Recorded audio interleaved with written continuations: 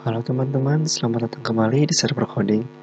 Pada chapter ke-8 ini, tentang sistem tersebar, kita akan membahas mengenai heterogeneous computing.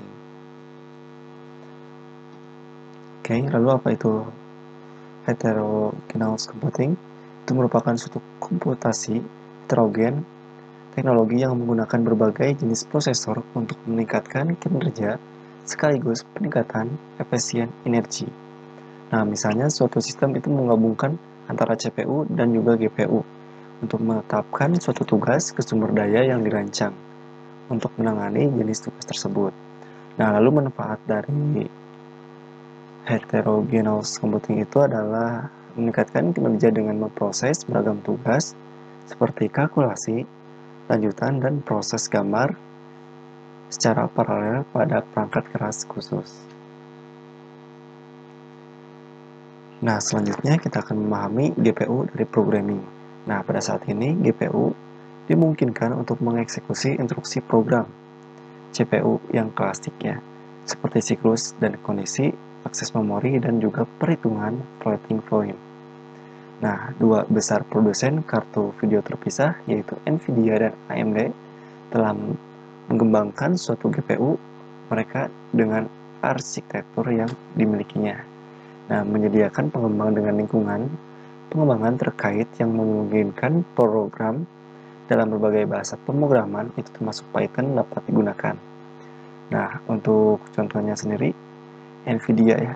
Jadi nantinya ketika kita akan mencoba melakukan praktek dari program dengan menggunakan GPU, maka kita harus mempunyai device yang sesuai ya dari komputer atau laptop yang kita gunakan. Jika itu NVIDIA, maka nanti akan support. Jika tidak keduanya, maka mungkin akan terjadi suatu error. Nah, selanjutnya di sini kita akan menggunakan library PyCoda. Nah, itu merupakan suatu perpustakaan atau library pengikat yang menyediakan akses ke dalam API Python. Nah, dibuat oleh Andres Faulkner. Nah, jadi fitur utama termasuk pembersihan otomatis yang terkait dengan masa pakai objek, sehingga mencegah kebocoran, abstraksi yang nyaman atas modul dan buffer, akses penuh ke dalam driver, dan juga penanganan kesalahan bawaan. Baik teman-teman, kita akan lanjut ke tahap dari praktikum. Untuk pembahasan lengkap mengenai heterogeneous in computing ini, teman-teman bisa kunjungi untuk modulnya di dalam chapter 8. Nah, ini pembahasan secara lengkap ya. Dan kita akan membuat suatu program sederhana, yaitu heterogeneous dengan PyCoda. Kita lihat, kita cari nih untuk PyCoda. Nah, kita akan membuat dengan menggunakan with PyCoda. Oke, langkah pertama kita akan gunakan Google Colab.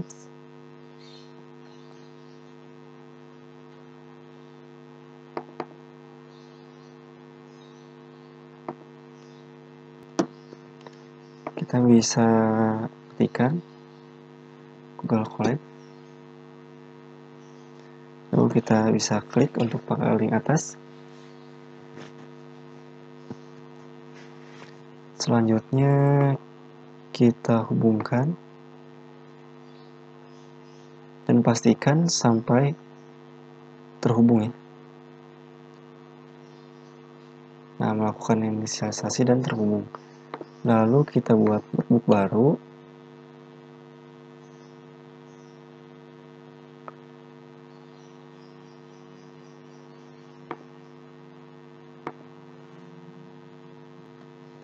Jangan lupa kita lakukan hubungkan kembali.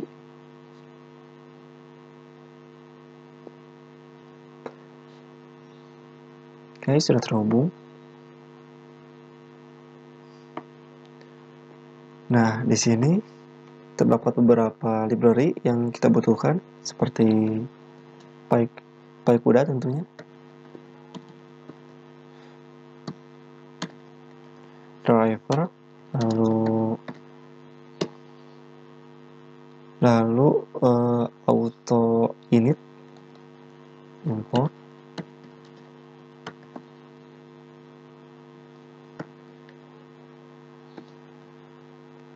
Selanjutnya kita tulis from PyCUDA compiler. Kita butuhkan source module. Lalu kita juga membutuhkan NumPy untuk programnya. Nah, seperti ini. Ini library yang kita butuhkan ya. Coba kita cek kembali. Auto init as CUDA, oke. Coba kita klik import PyCUDA compiler.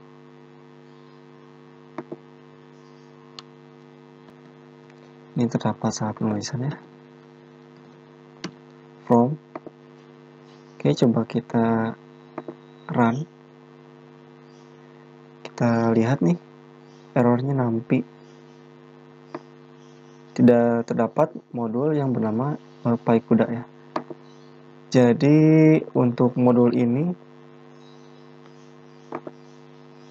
kita butuhkan suatu install terlebih dahulu. Atau jika kita lihat ya untuk cara instalasinya,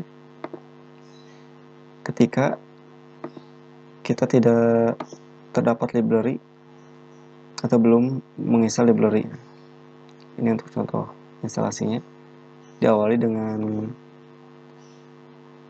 tanda seru ya.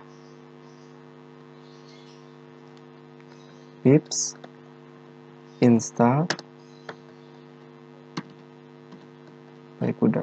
Coba kita jalankan. Oke, di sini sedang melakukan install dari library PyCUDA. Tunggu untuk proses dari instalasinya.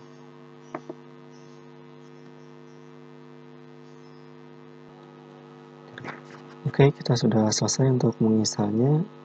Selanjutnya kita coba cek. Ini terdapat error ya teman-teman. Di sini terdapat error yaitu CUDA capable device undetected. Nah, ini masalahnya device nih. Jadi yang harus kita ketahui ketika kita menggunakan library CUDA ini harus berkaitan dengan GPU dengan nama NVIDIA ya. Jadi kita bisa hilangkan terlebih dahulu saja.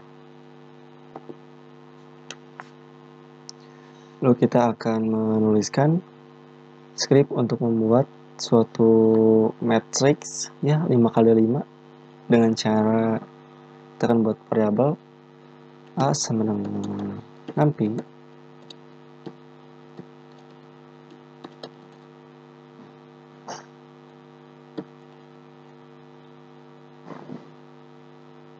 kita buat 5x5. Selanjutnya di dalamnya kita membuat suatu variabel lagi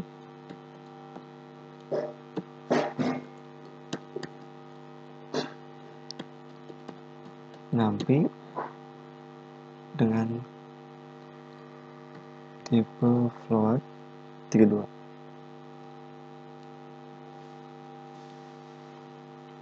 Oke, coba kita run.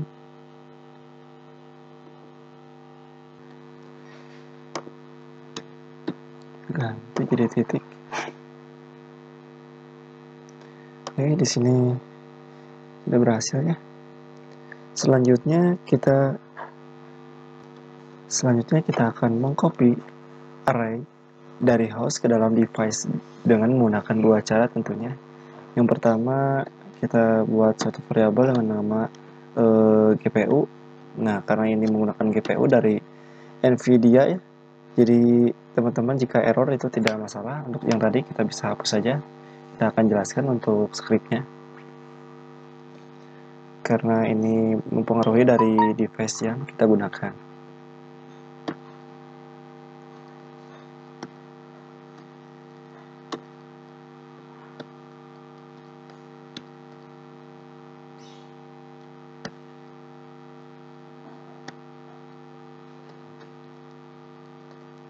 Nah, ini langkah pertama.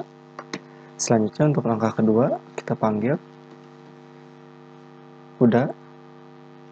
Lalu kita lakukan copy dengan cara seperti ini perintahnya.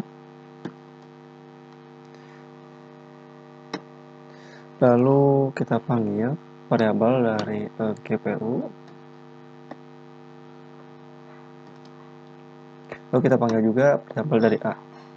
Oke, seperti ini. Selanjutnya kita buat suatu mode ya.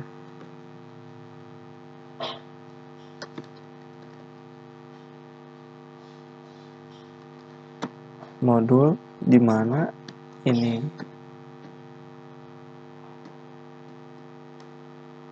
enter. Buat global.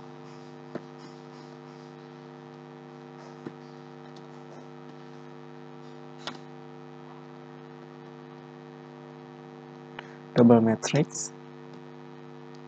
Lalu kita isikan dengan tipe data dari float.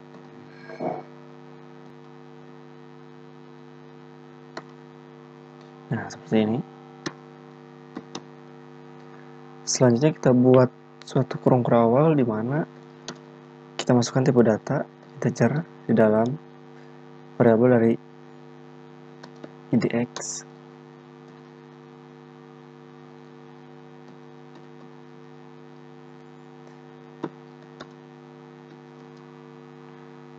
Lalu kita tambahkan thread dx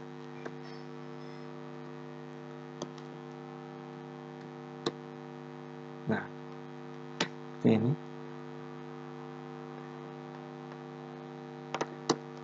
Lalu di dalam A tersebut kita buat panggil idx dengan nilai 2. Ini seperti ini. Nah, jadi di sini terdapat mode yang menggunakan dari source module. Nah, source module ini maksudnya untuk mendefinisikannya suatu double matrix di dalam kernel. Jadi kita bisa menggunakan source ini ketika kita berhubungan dengan double matrix kernel ya. Lalu di sini juga terdapat global. Nah, jadi global itu adalah suatu indikasi di mana ketika kita menggunakan double matrix, dia akan melakukan prosesnya gitu di dalam device yaitu yang tadi ya GPU ini. Nah, seperti itu. Jadi nanti akan dijalankan untuk device ini dengan global dan juga source modulnya. Kemudian kita buat suatu variabel baru dengan nama funds, di mana ini berisikan dari mode. Lalu kita get function, lalu di dalamnya ini kita masukkan double matrix. Seperti yang tadi kita bahas ya. Jadi penggunaan source module dan global itu untuk mengeksekusi dari double matrix ini. Jadi mode get function double matrix ini untuk mengembalikan dalam identifier sebelumnya ya, atau mengembalikan identifier ke dalam function parameter. Oke, kita lanjutkan, di mana variabel ini berisikan dari GPU. Selanjutnya blok, lalu kita isikan matriks 5x5, lalu kita tambahkan 1 ya. Nah, jadi ini dimaksudkan untuk, jadi kan ketika kita mengeksekut dalam kernel nih, kita membutuhkan suatu konfigurasi untuk mengeksekusi dari konteks. Nah, jadi setting 3 dimension ini, nah ini kan ada 5, 1. Nah, ini merupakan 3 dimension struktur, yang dimana ini menggunakan suatu blok parameter, yaitu dengan function dari call ya. Jadi ini merupakan triple atau three dimensional. Lalu kita buat variabel double berisikan numpy empty, lalu like kita masukkan nih variabel a, lalu kuda kita lakukan copy dari nah ini. Selanjutnya dalamnya kita panggil dari variabel tadi double, lalu dipanggil dari GPU.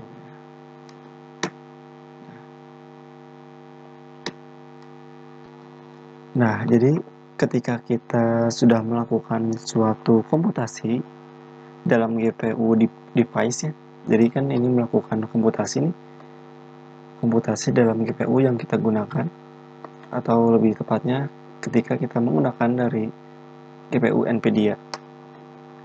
Nah, selanjutnya kita menggunakan suatu array untuk men-store ya hasilnya dengan menggunakan dua perintah ini.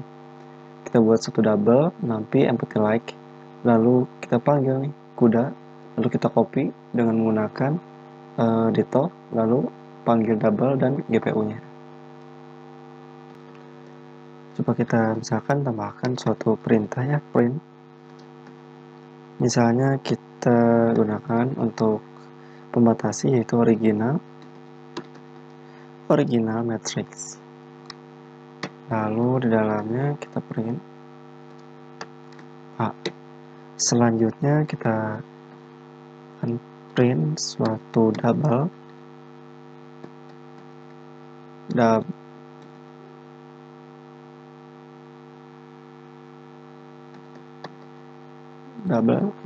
matrix after atau setelah by kuda dieksekusi, yaitu kita tentunya panggil dari variabel double. Nah, ini. Jadi untuk original matrix ini berada di dalam variabel dari A. Selanjutnya untuk hasil dari matrix setelah by kuda dieksekusi yaitu disimpan di dalam variabel dari double. Nah, ini. Seperti teman-teman, jika kita jalankan pastinya ini bakalan error ya. Karena di sini ini menggunakan atau membutuhkan suatu GPU yang sesuai, yaitu NVIDIA. Oke, teman-teman, terima kasih telah menonton video ini. Mudah-mudahan bermanfaat. Assalamualaikum warahmatullahi wabarakatuh.